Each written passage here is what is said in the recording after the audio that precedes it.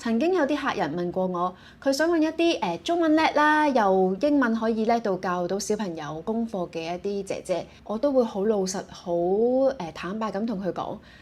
唔好咁貪心，諗清楚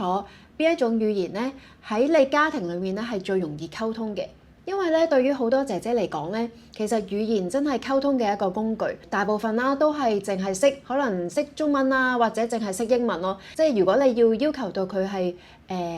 廣東話啊、英文啊或者係國語都叻嘅咧，其實真係好少。如果你真係想揾一個姐姐係教小朋友英文嘅話咧，咁就建議揾翻菲律賓姐姐啦。你都要考慮到咧，大部分嘅菲律賓姐姐咧，相對咧冇咁願意去學中文咯。咁可能一啲單字佢哋會識嘅，即係可能係買餸嘅時候啲蔬菜名啊，或者公公婆婆啊呢啲咁嘅單字，佢係會識嘅。但係如果要佢全句咁樣去溝通咧，就相對係好困難。反而咧，印尼姐姐咧比較願意去學中文嘅，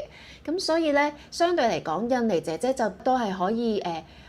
如果去過台灣，佢哋就會識講國語啦，或者係喺香港做過嘅咧，佢哋就會識講廣東話咯。咁有啲可能去過新加坡工作過嘅印尼姐姐咧，佢哋都會識英文嘅。但係因為印尼佢哋嘅教育水平始終係低啲嘅，所以咧亦都唔好話